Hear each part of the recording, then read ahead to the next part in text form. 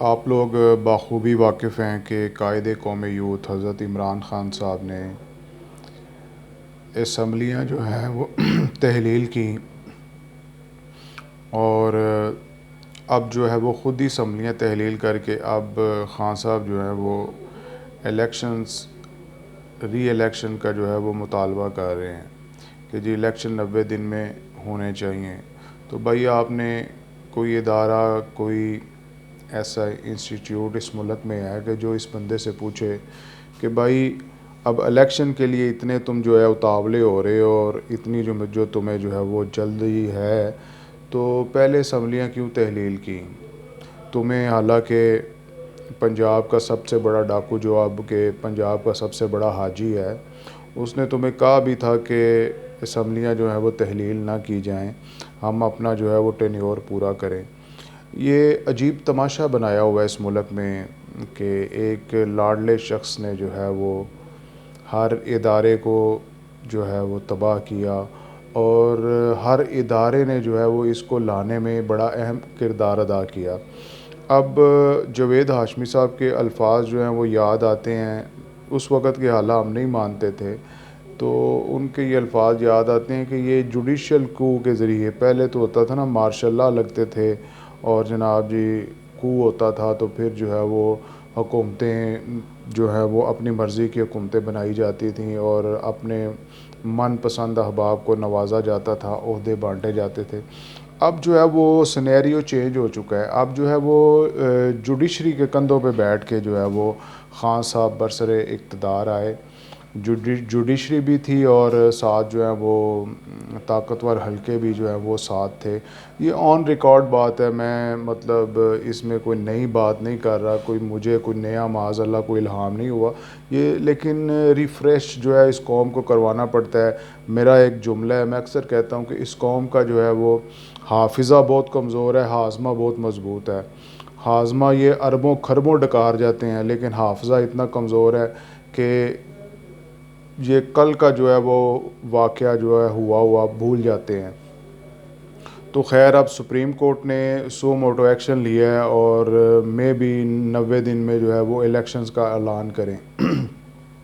मेरी ये हाथ जोड़ के सुप्रीम कोर्ट से, सुप्रीम कोर्ट ऑफ पाकिस्तान के मुअज़्ज़ज़ जज साहबान, जस्टिस साहबान से हाथ बांध के ये गुजारिश है कि ठीक है, आप 90 दिन के बाद जो है वो इलेक्शन का ऐलान कर दें या हुकूमत से करवा दें या इलेक्शन कमीशन से करवा दें, लेकिन साथ ये भी गारंटी जो है वो अवाम पाकिस्तान को ये गारंटी आप दें कि कायदे कौम यूथ जो है वो इलेक्शंस के रिज़ल्ट जो है वो तस्लीम करेंगे, क्योंकि जहाँ पे ये हारेंगे ये इलेक्शंस जो है वो रिज़ल्ट कबूल नहीं करेंगे, जहाँ से ये जीतेंगे वहाँ पे कहेंगे कि ये बड़े ज़बरदस्त इलेक्शंस हुए हैं।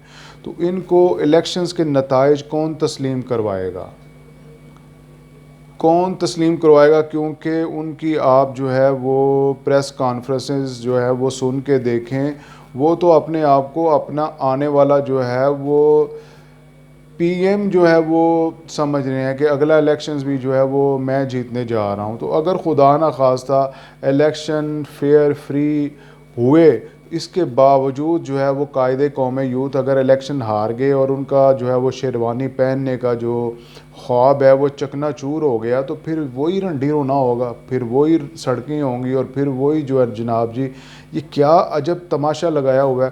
पाकिस्तान एक जो है वो तरक्की की राह पे गामजन था, सी पैक जैसा बड़ा मंसूबा जो है, और लेकिन ये कायदे कौम यूथ उसमें जो है वो रास्ते में धरना दे के बैठे और कौम का और मुल्क का जो है वो इस नहज पे पहुंचा दिया कि हम जो है वो डिफ़ॉल्ट होने के जो है वो दहाने पे पहुंचे हुए हैं। लेकिन मेरी कौम चूँकि वो सुनना नहीं पसंद करती, वो सच सुनना नहीं पसंद करती है, झूठे जो हैं वो इनको सुनना पसंद करती है। थंबनेल में एक आपने बालू प्रसाद की तस्वीर देखी होगी, वो जो ऐसे मुंह खोल खोल के जो है वो जनाब प्रोग्राम करता है, और वो जब से इमरान खान की हुकूमत गई है वो रोज़ाना इमरान खान को गिरफ़्तार करवा के सोता है और रोज़ाना जो है वो इमरान खान की जान को ख़तरा। ये मैं बड़ा सोचता था कि इनको क्या तकलीफ़ है, ये कुछ लोग जो हैं, इमरान रियाज़ हो गया, ये जनाब जी सदीक जान हो गया, ये बालू प्रसाद हो गया, साबर शाकर हो गया, इनको क्या तकलीफ़ है यार, सुबह से शाम तक अवाम को झूठ जो है वो सुनाते रहते हैं। मुझे बाद में एहसास हुआ कि ये तो सारा पैसों का यूट्यूब का खेल है। ये वही लोग हैं जो पहले के एस्टेब्लिशमेंट के जो है वो चमचे और करछे बने हुए थे। अब जो क्योंकि उनकी साइड लेने से जो है वो व्यूअरशिप बढ़ती थी, व्यूज़ जो है वो ज़्यादा आते थे, तो तब जो है वो तब एस्टेब्लिशमेंट के कंधों पे रख के जो है वो माल बना रहे थे।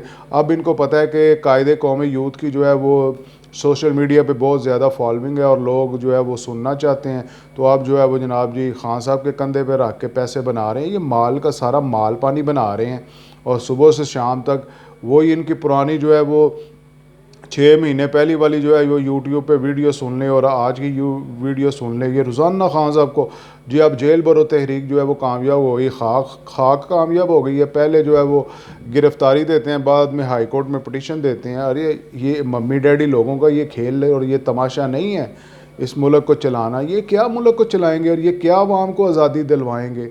ठीक है, ये एक दिन जो है ये 72 घंटे जो है वो जेल में नहीं गुजार सके और जनाब हाई कोर्ट में जाके रो रहे हैं और तरले और मिन्नतें कर रहे हैं कि जी हमने तो जो अलामती गिरफ्तारियां दी थी।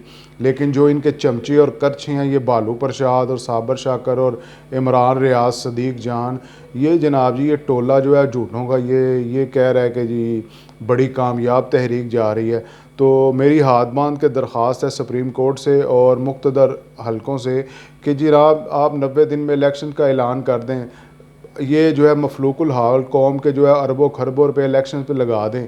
ठीक है, अगर नताइज जो हैं वो खान साहब की सोच के बरक्स आए तो इनको जो है वो नताइज तस्लीम कौन करवाएगा? ये तो फिर वही रंडी रोना रोते रहेंगे और कौम के जो है वो अरबों रुपये का टीका इलेक्शन के मद में लग जाएगा।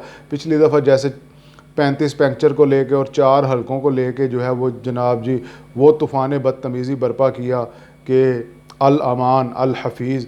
तो अब मैं क्या मतलब ये रोज़ाना ही जो है वो इलेक्शन ही होता रहेगा और पाकिस्तानी कौम जो है वो सफ़र करती रहेगी और खमियाजा जो है वो भुगतती रहेगी। इन नाअहलों की नाअहलियों का खमियाजा भुगतने के लिए सिर्फ हम ही रह गए हैं।